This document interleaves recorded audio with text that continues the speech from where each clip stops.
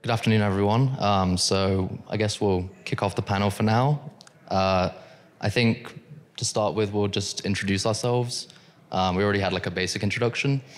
But first of all, yeah, so my name is Matthew. I'm a postdoc at Harvard, and I work in the Edge Computing Lab.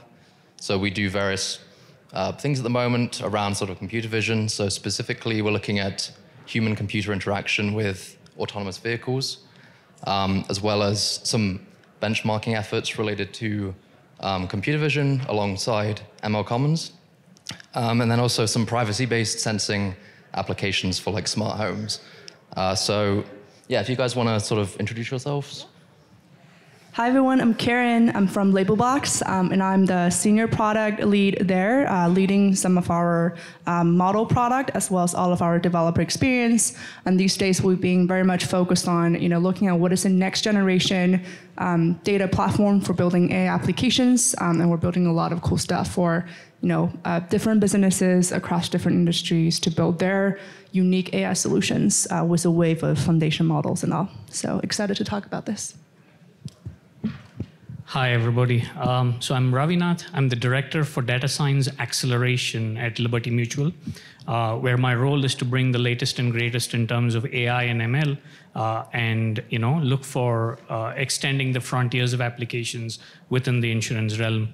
Been in this role for about 2 years. Prior to this, I spent about a decade in the energy industry with Schlumberger, working quite a bit on AI and ML subsurface modeling and research. My background is in physics, and I took the route of moving on from physics and looking at MRI images, which was one of the primary areas I was looking at for my PhD, and later into the applied AI and ML world. So thrilled to be here.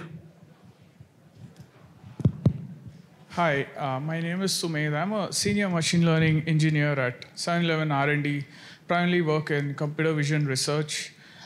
We use computer vision to solve problems in the storefront and also to enhance customer experience as well.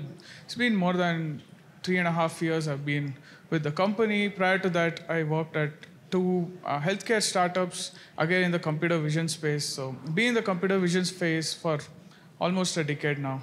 Looking forward for the panel.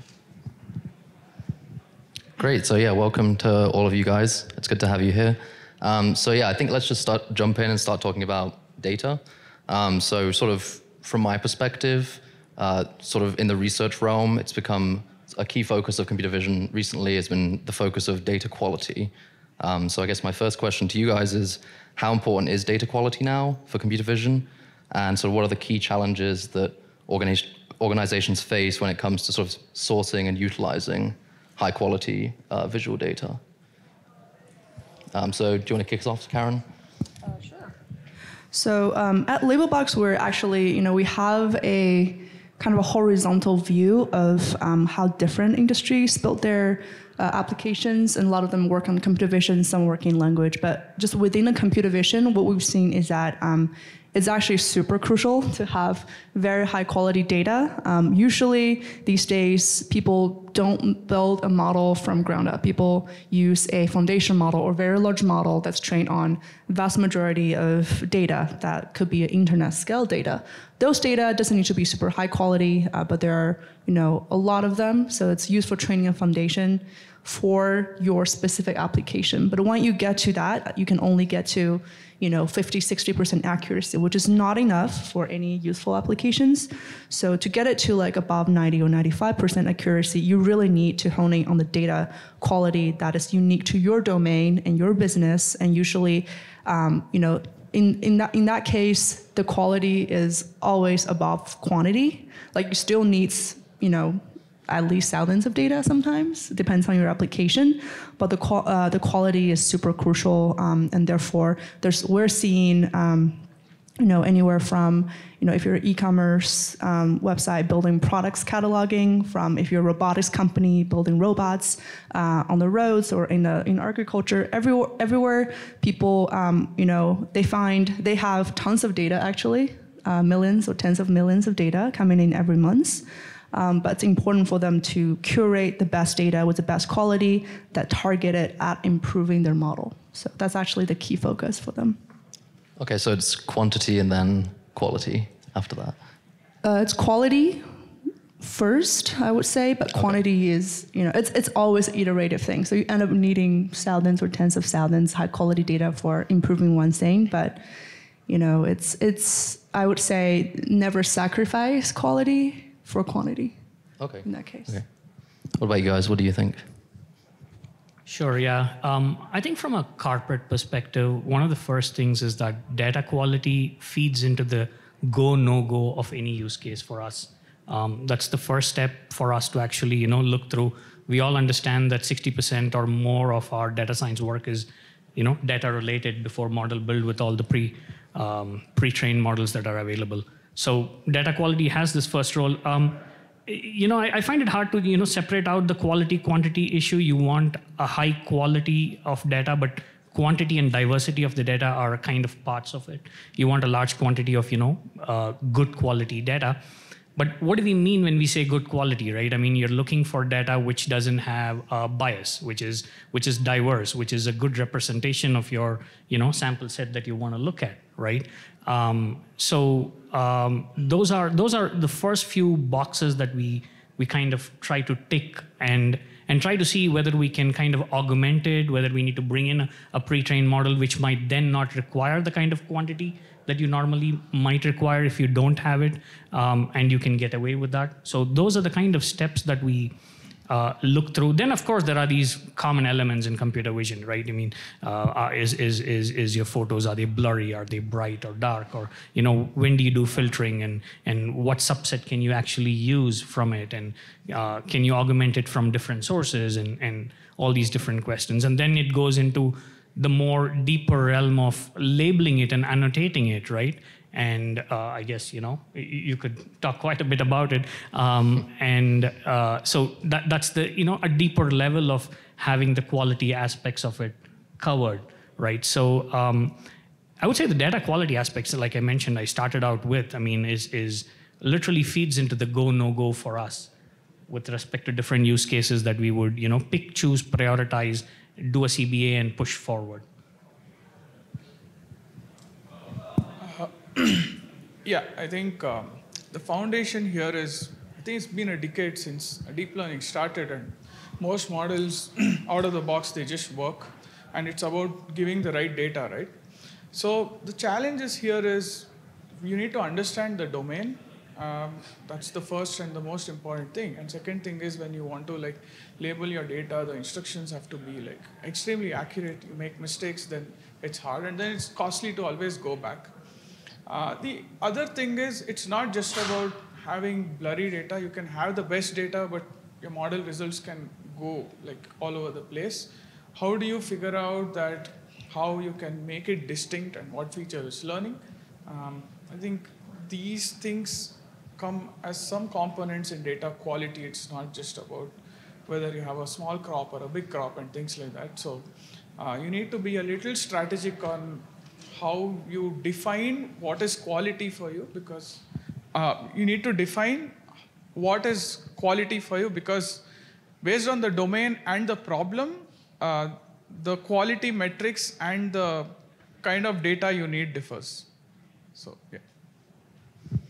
Yeah, you really hit the next question here. So it's basically what, in academia, as you can imagine, sort of we care about actually getting very rigorous definitions of things and going through procedures. And so when we said, how do we define high quality data, I imagine that varies through different organizations. And it's also quite subjective. There's different ways of characterizing bias. I remember discussing with a machine learning researcher that was saying there's 21 definitions of fairness. And so you can prove that an algorithm is both racist and not racist at the same time, depending on which definition you use. And so how do you kind of navigate that with the sort of data that you guys use in your organization? How do you characterize quality? What does it mean to you? Yeah, go ahead.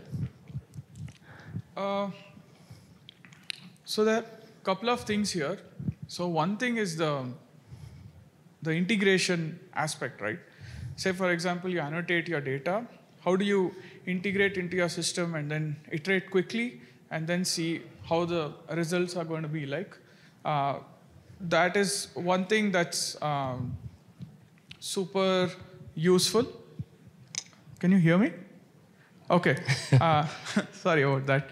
So the integration is the part where it actually gets very challenging, because the input and the output, the way you design, and if you do your annotations, and if you use some kind of a library which has a custom way of getting the outputs, how do you integrate the whole thing together so that you can reuse it?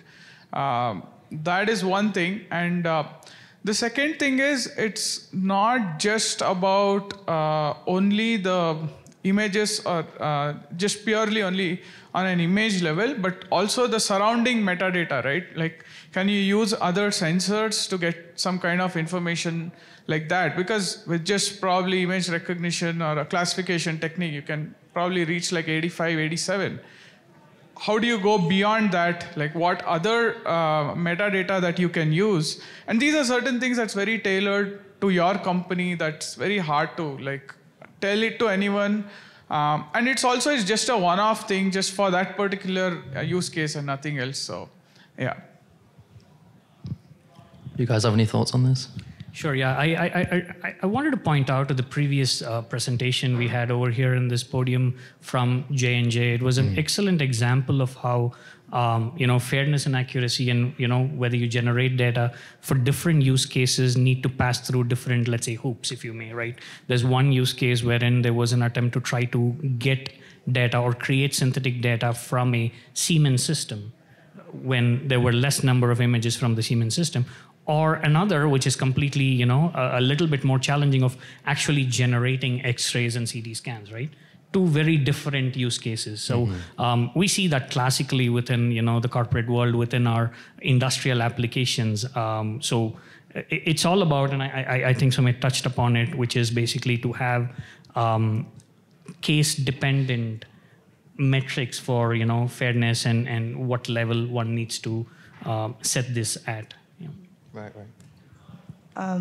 My thoughts on this is that I think it's data quality is actually a pretty important and complicated quality issue, and it's usually a team sport that connects, the data science, the data scientists, the engineers, and the labeling operations people, and all together making sure it works. And usually, we're going to talk about the concept of active learning at some point, but really active learning is a kind of iterative process to make sure your data quality is good for your application in your evaluation framework. And I think quality is very much tied to the evaluation framework you want to use. Either it's about fairness and accuracy, or whether it's about I just care about whether my car can detect human 100% of the time. There should not be any false positives. Otherwise, I will hit someone. Like, for some cases, the metrics requirements for them are just different and asymmetrical to some other. I might care less about detecting trees, but I care a lot more about detecting humans if I'm a self-driving car company. So in that case, maybe for different application, you would design different evaluation framework. And if you notice that, okay, my model performs, 98% on both trees and humans, and that's fine for trees, but it's not fine for humans, I'm going to invest in more data, high quality data in the human category, even if I have a lot more, data set about people, because it's so important. And in that case, like I said, it's a team sport. The engineers will report, we need more data that looks like humans in the dark, humans in the rain, whatever. And then we have an engine that curate those data, and we have a iterative labeling and review process to make sure the labels come in and they're high quality, they're accurate, and only then can we train the next iteration of model to potentially improve. So I would say the data quality is usually an iterative process that's very much tied to how your organization want to succeed in your business. Yeah, that's very interesting. I guess I just wanted to add that, in academia, we tend to work with open source data sets, and I have a very low benchmark for data quality, which is that the labels are correct.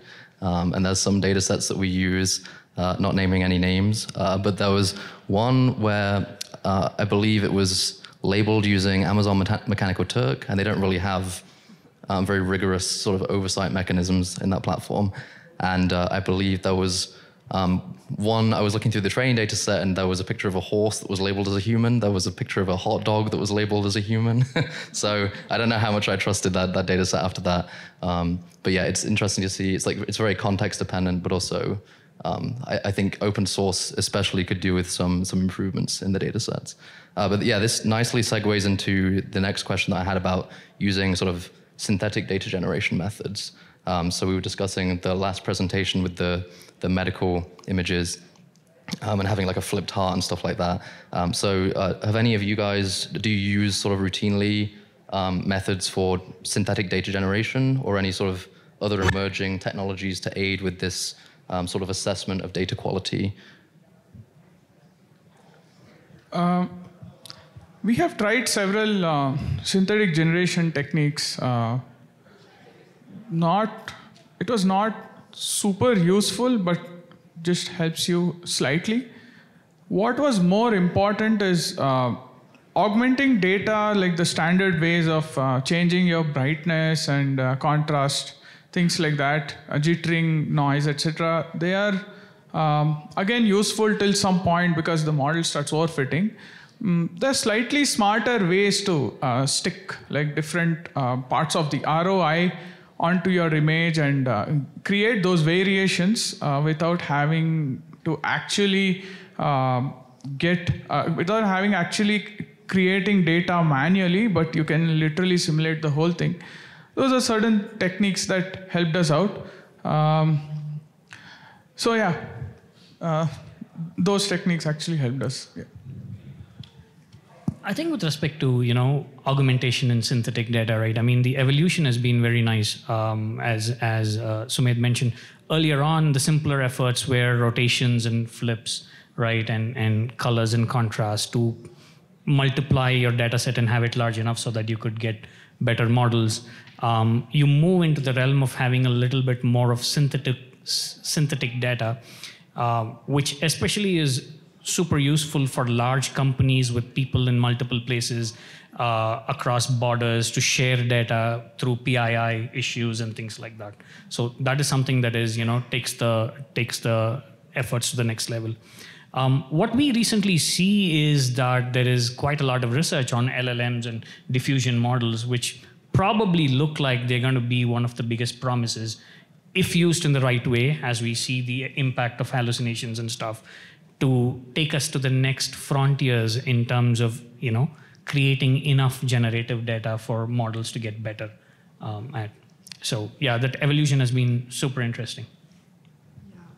I echo that. I think there's a lot of interesting things happening in a text NLP domain where people are generating text for chatbots and question and answers, and they have their own issues, but we're seeing people experimenting with it. In computer vision, I think medical domain is special because it's sometimes just really rare to have a particular disease imaged. I think that's where I can see generative image models could be useful. Across what we've seen in most other domains, like non-rare disease domains, customers that we've seen at Labelbox is that usually there are abundance of data. And what they are missing is not, data. It's just challenging for people to mine for the data that they need. Like maybe they have 1%. So I'm just going to speak for maybe a property, like leading property insurance companies, and they have tons of images about, from satellite imagery to like in a house interior images, and they're looking for what? They're looking for defects. They're looking for, a broken appliance. They're looking for things that are very much a niche, and usually, those will take a human a long time to find if you look at all of the data uploaded to their system because they have millions of them. So I think in that case, maybe they don't need generative model, but they do need other advanced techniques such as natural language search on all the images. And that's one of the features that we provide in the platform that is used by many of our customers, which is how do you mine for the rare data in your entire data set? Either it's your own data or you you have some internet data that can help you for augmenting your data. You can just dump them in, and you use a natural language search, which is powered by a model such as a CLIP model. These models are trained on both image and text embeddings, so you can use a text to search for it. Like I'm searching for broken appliances, it will tend to show me, kitchen images that have something that looks a little broken or at least very in a shady situation. So things like that actually is what we've seen that help customer gather more data of a particular pattern really quickly without necessarily going to, generating a data. Because, generative data for image usually do have artifacts. So I think it's very useful in cases where it's really rare in the wild, but in the cases where you have abundance of data, most use cases we've seen kind of lean towards just use the data you have, augment it, and make sure you can mine it effectively. Right, okay, yeah. Definitely, at least what I've seen with some groups in Harvard is they use synthetic data generation for medical applications for rare diseases, like you just mentioned, because there's such a paucity of data for these things. And so then it tends to be, you can, and also for clinical trials, right, you can only have a certain, like a small number of test subjects. And if you can augment that data using GANs or any of these generative AI techniques, then you can get more informative models. So I wanted to sort of touch a bit on like data ethics and privacy, which I guess stems nicely from the medical stuff. So we've seen sort of as AI becomes more sort of powerful and prevalent in industry that we're getting sort of increased regulations such as GDPR in Europe. So do you, the three of you think that sort of there's a need for collaboration sort of between industry, academia, and government to establish some sort of standards or guidelines for ensuring data quality for computer vision? And what do you see as sort of the main benefits or drawbacks of such an approach? And also, how likely do you think that would be to occur? Regarding to ethnics? Sorry? Regarding to the privacy and ethnics? Just in general, like Okay. For regulations. I see. So the kind of data that you actually capture should be declared well enough before you deploy a solution, or when you're deploying a solution, you should tell the customer that this is the kind of data that they're actually collecting. Because you can literally do anything, like take for example, if you start capturing the faces, then you can tag the face to the kind of purchase it's doing and maybe find some kind of a pattern which could actually work. Similarly, like you have like the Amazon one where they're trying to do like palm reading, and if you actually secretly collect information about the hand or something like that, then that's like breach of data and things like that. So definitely there should be a standard when you deploy AI solutions, specifically computer vision based solutions, the kind of data you capture. People should be aware of these things, and there should be regulations before getting an approval to deploy it in the wild. A slightly different perspective, right? So if the biggest advantage of actually working with academia, other research labs and things like that is they open up your perspective and trying and understanding what else is out there in other verticals and what other data is available, which could be, at a lower level of PII standards that could be, shared and exchanged and could be brought in to transfer, learn, and make your models better. So this has been one of the biggest, things that I've seen in my experience in moving out and working together with these other organizations to bring data from different sources, which can, add to the data that you have, which might be a little bit more PII controlled and is harder to share. It could be access to synthetic data. It could be access to data from other verticals which are similar. When I used to look at subsurface imaging in the energy industry, there's a lot of commonalities between that and the medical imaging that one actually does. So we used to work together with the Harvard Medical School to try and look at how to augment the data that we wanted with some of the things that is available over there. So I think, without thinking through how could we have a big impact on these different regulations, I think these open up opportunities for us to actually, kind of stay within those regulations as they are, but open up opportunities to make ourselves better with respect to sharing and improving our models within the given boundaries that exist today. Yeah, I think this is echoing that. I think there is an exciting wave of open sourced models and open source data sets that is beneficial to everybody. It also enhances, like based on these models and data sets, it enhances the safety standards that usually research set and the industries will follow with more compute and more money afterwards. And what we're seeing in the model world is that it's very costly, and some company chose to not open source their model.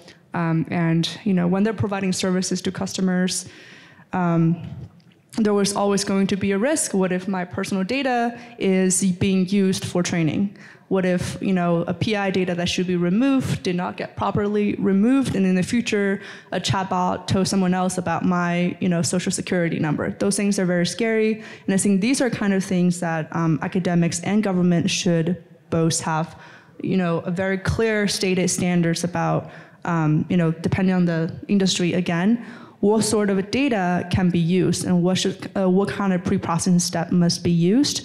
And if there are academic standards for how to do that processing, it will benefit all of those industries. At the same time, this is AI is a very much a big open race among academics and the business world. There will be people wanting to improve their models all the time and do provide values for a lot of people. So I think on the regulation side, it's really, you might not want to regulate too much so that you're going to be, lose the war against other countries and other companies. But at the same time, the basics such as privacy, such as, intellectual property is a whole nother different thing, especially around image models, because a lot of artists' image are being used for model training. But at least people's privacy and PI data in critical application and give users the right to remove their data, which is what GDPR has, I think is actually a very good thing for the vast majority of the public who may or may not know the consequences of their data being in some AI data set for a long time. Yeah, so we have a mixed opinions here about this. That's interesting. One of the reasons I wanted to ask a question about this is because I mentioned that we do some privacy-based sensing work at Harvard right now, and one of those the way this project started was we were working with Google, who were developing this concept of privacy-based sensing, and we were on a call with one of the professors who was saying he bought a new TV and he was doing yoga with the TV, and the TV said, "Do you want us to analyze your yoga poses?" And he said, "Oh, that's weird. You need a camera to be able to do that."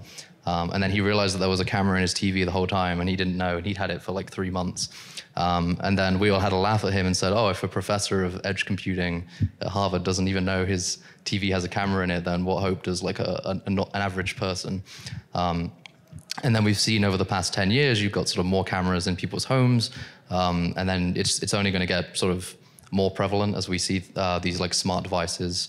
A good example is the Nest thermostat, which people found out at one point it had a microphone in it.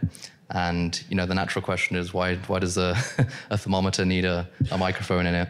And so I do think that it's in certain domains, like we were saying, you can kind of live with what's already there, but I think in emerging ones, maybe it has to be reevaluated.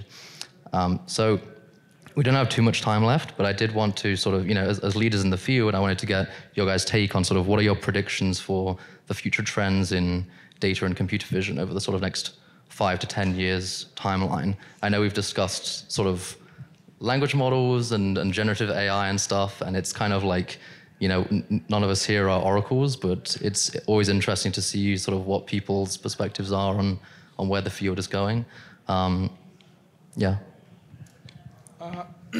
I think what I notice is large language models and computer vision, I think they'll come together, and together the results are going to be more better, and that's one aspect. Then the second aspect is until now, a lot of your prediction models were tabular based.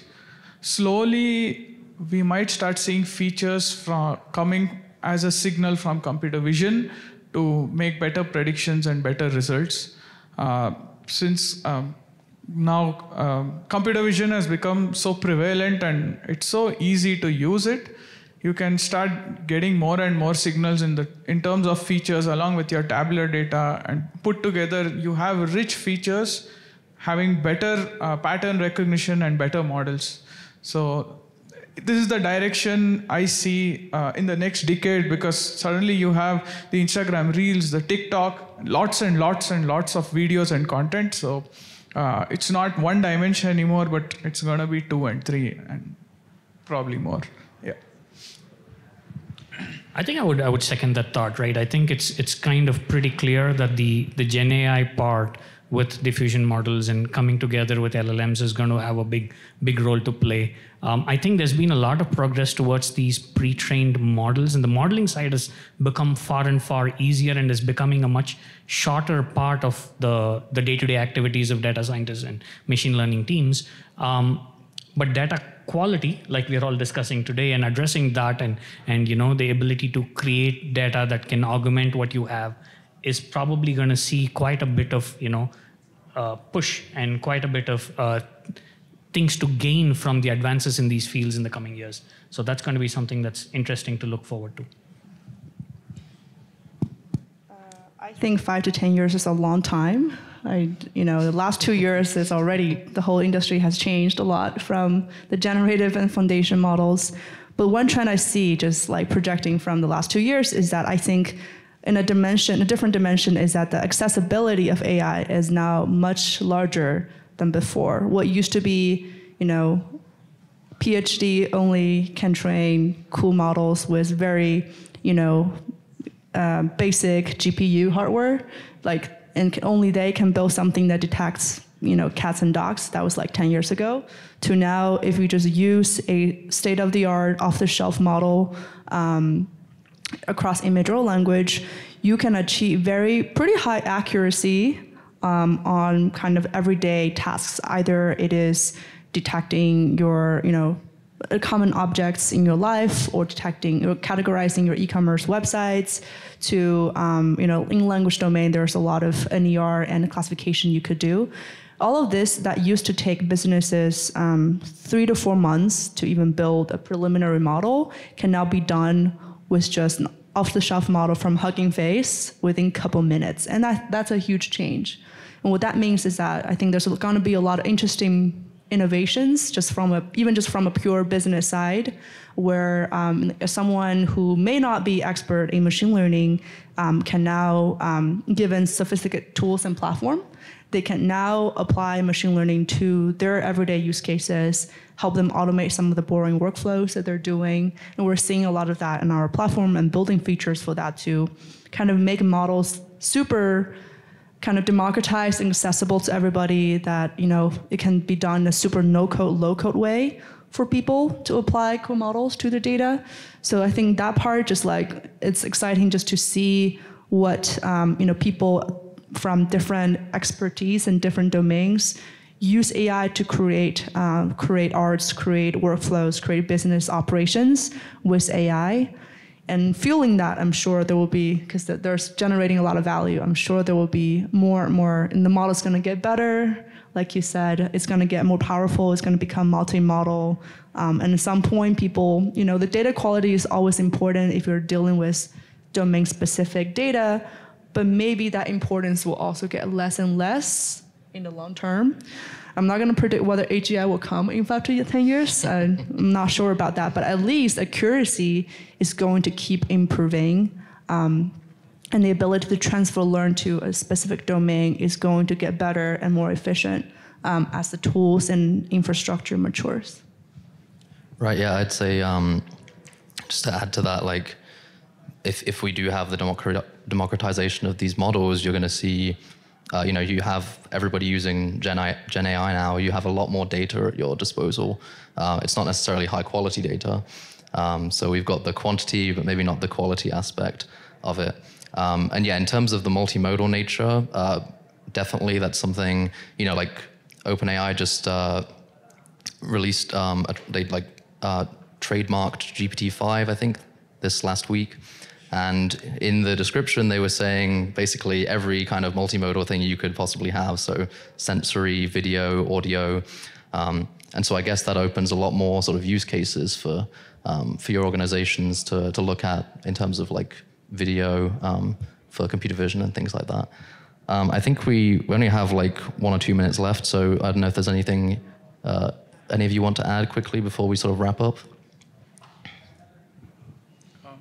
I think one thing I want to add is, to your point, making AI more accessible, not just closed, but also like open source, in the sense, not just big companies with big hardware can do it, but big companies, small companies, and generally the entire community is coming up with easier, smaller, high quality models which require very less hardware, which is very accessible to anybody and everybody to solve day-to-day problems. I just wanted to add that.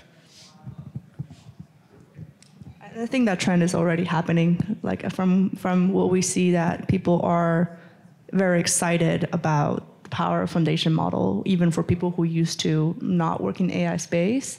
And we internally are building products for people who can operate with machine learning models on their data without knowing any expertise, and that's been working well. And we're expecting that the models will get better and people will get more AI literate as we go. And I think a lot of people have already used GPT and like DALL-E kind of models. So I think now, if anything, it's a good time to think about regulations and collaborations between government and academic and business to make sure we're using AI for good and protecting people's privacy along the way. But I think overall trend is very promising. Great. Well, thank you everyone for participating. It's been super interesting. And also to the audience for your attention and participation. So I guess we'll sort of be around for a few minutes in case anyone wants to come up and ask questions. But otherwise, I wish everyone sort of a good day and a good rest of the conference. Thank you.